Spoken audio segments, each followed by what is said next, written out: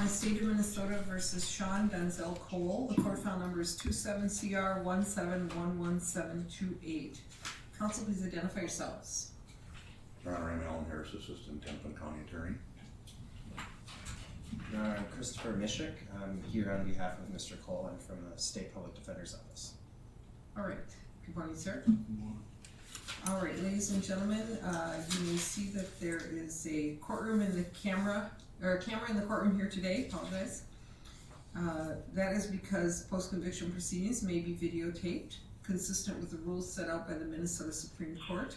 Only Mr. Tony Webster may record any parts of today's proceeding. No one else may record any part of today's proceeding in any fashion. So anyone else, I would ask that you turn off all electronic devices all the way off and put them away at this time. First, I'm going to set out the rules regarding what can be recorded. Mr. Webster may record arguments of counsel, any statements from the defendant, and anything that I say. I don't expect there to be any witnesses or victims today, but in that event, I would have to get permission from them first.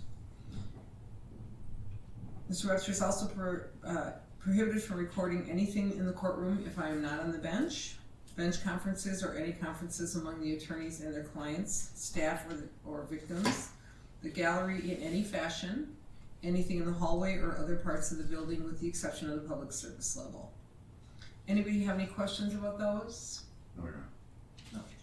All right, Mr. Webster, do you understand and agree to abide by the rules that I have described? Yes, I do, Your Honor. All right, thank you. All right, we're here on the state's motion. It was filed late in the day yesterday, and I understand that the reasons for the late filing are that the state wishes to expedite this for the defendants, in the defendant's favor. Mr. Harris.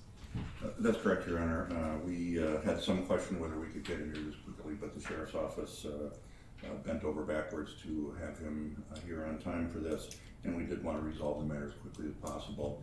I would note that Mr. Mishik and I have talked about this, and I don't think there's any objection to the motion. What we are seeking to do is to vacate his guilty plea and his judgment of conviction in connection with this case.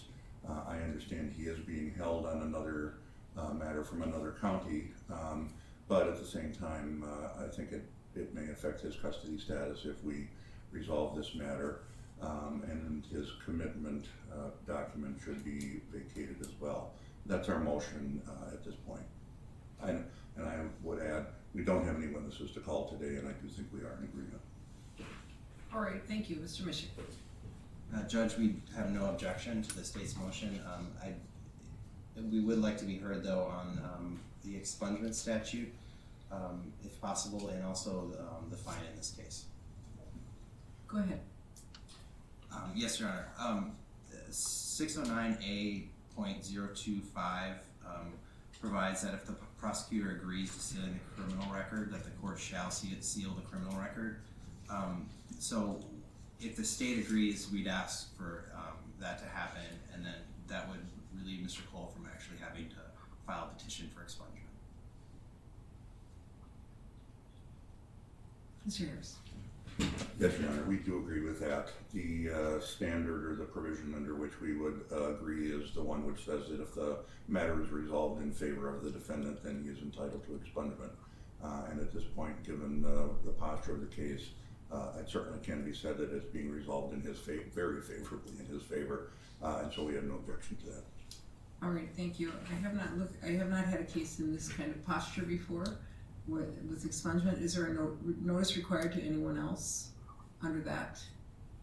You know, normally when you bring an expungement motion, there are notices to various entities and individuals required. Judge, there is a notice requirement. It says, before agreeing to sealing the record, prosecutor shall make a good faith effort to notify any identifiable victims of the offense. Okay.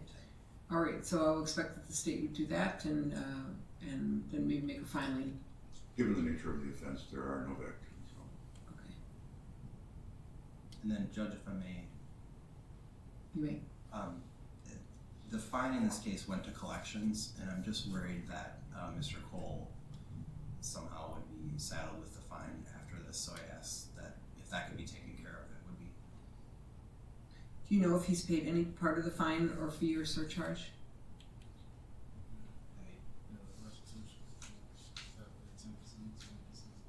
Yeah, he has. He's informed me he has. And is it your motion that would, those would be refunded and, Yes, Judge, it is.